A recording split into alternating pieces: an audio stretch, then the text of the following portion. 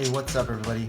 So I want to bring you a quick video today because Samsung recently released, I believe the other day, a key app that they promised at the launch for all of us Gear S2 and Gear S3 owners. So at their Gear S3 launch, Samsung had promised a bunch of key apps, and one of them being the Spotify app. So if I go into Samsung Galaxy App Store within the Gear App Manager itself on your phone, you'll notice here, front and center, you've got Spotify. So why is that key? Well, especially if you're an LTE owner of the watch, either the Gear S2 or the Gear S3, you can now stream music directly from your watch to your Bluetooth headphones.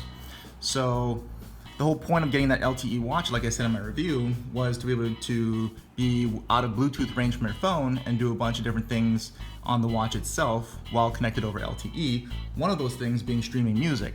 So if you like to go running or exercising and don't want to take a bulky phone with you, but you want to listen to music, you could always load the music directly onto the watch. It has some storage for that, but that's a pain. And come on guys, it's 2016. I mean, who wants to manage music on a watch? I don't even manage it on my phone. So I'd much rather stream it, especially since you've got the LTE connection. That's one of the main benefits. So Spotify is finally here, and you can now do that because there is no other streaming app available. So if I go into Spotify here, so if it's not on the front page, just do a quick search at the time of this recording and it'll be there. You can just hit install. If you're connected over Bluetooth to your watch, it'll install directly to your watch and you're good to go. So from your watch here, all you need to do, I've already installed it, is go into your apps, go ahead and find the app. It'll be the last one because that's where installs your most recent apps at the end. You can always click and hold it and move that around the ring wherever you want. So if you want it up on the front page, you can do that. If I launch Spotify here, if you'll notice, it says unable to start, Bluetooth disconnected. So if I bring back my phone real quick here, you'll notice that I am connected over Bluetooth to my Gear S3. So I'm not sure why that's happening. But I did take a look online into the Spotify forums, and there's other people having the same issue with their Gear S2, so hopefully that gets resolved soon. If anybody out there knows how to fix that, let me know. But what I'm going to do now is I'm going to quickly disconnect myself from Bluetooth here. And what that's going to do is put the watch into LTE mode. So like I mentioned in my review, once it disconnects from Bluetooth, it'll take up to about 30 seconds before the LTE connection kicks in and the remote connection kicks in. So wait for that here. And there we go. So we've got standalone T-Mobile. You now see 4G LTE up there with the signal, so we're good to go. So if I go back into my Spotify app, and so if you notice, here's another quick tip. You can program this bottom button here for a double or triple click to do certain things. So on a double click, you can actually program it to launch certain apps and do a certain thing. So I've got it to double click to hit my recent apps, so I can quickly get back to Spotify versus going into my app circle there. So there you see unable to connect still, but if I hit that, I can choose what connection I want. So I should be able to stream over LTE now.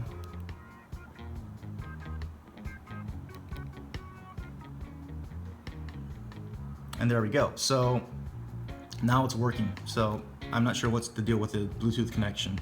And again, for all you Bluetooth owners, that's not as big of a deal to have a Spotify app because you always had the music app. And so whatever music was playing on your phone, if you're connected over Bluetooth, you could always control it straight from the music widget and the music app on your watch. But for your LTE owners, you want to be able to stream it over your LTE connection when you're away from your phone. Here you go. So here's the Spotify app itself. It's very clean, very simple. So if you're a Spotify user, some of this will be this should be familiar to you. So you've got your library, you can browse for new music, you can search for things. So when you hit search, obviously, you'll have different input methods, but you can do a quick voice search. You can have text input. It's going to be either a write by hand, so I can write by hand, and I'll register those letters there, or I can go into more of a T9 style if I wanted to. So if you know T9 and you click on T9, that's the input method you got there. Also, I didn't mention that when you first launch the app, you're gonna have to log in, and so to log in, you're gonna have to use those input methods. I believe it's only a T9 keyboard input, so a little bit of pain up front, but once you're there, not a problem. You'll stay logged in. So, real quick tour around the app. If you notice, your most recently or currently playing song will be at the bottom. You can just tap or flip that up, and you'll get to the song interface. But for now, let's take a quick tour on the interface here itself. So within your library, you'll have playlists, songs, and albums. Now you can't physically download any of these playlists or songs to the device itself. It's streaming only. So if I go into any of these songs, you'll have your list of songs there. Immediately you can hit shuffle play real quick to just start playing your songs, or you can scroll down to the one you want, tap it, and it'll start playing. So let's back out here. If I hit browse, some of the familiar options on the main app are here, so you can look through new releases, specific genres, featured music, charts, etc. Go back again, search, and not much in the way of settings. So within settings, you can just choose your streaming mode. So like I showed you, you have LTE Wi-Fi or you connect it over Bluetooth, and that's pretty much it. The other option is to be able to log out. So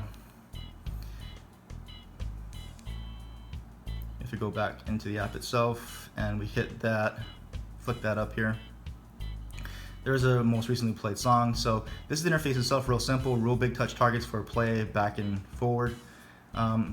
Let's take a sample of the music. I don't want to play for too long and get a copyright hit here on YouTube, but you can quickly hear the sound quality, and we'll take you through the other controls here. So if I quickly hit play, I would think to hit the dial you would be able to control volume, but that's not the case. So if I play and I hit the dial, that's actually going to control forward and back.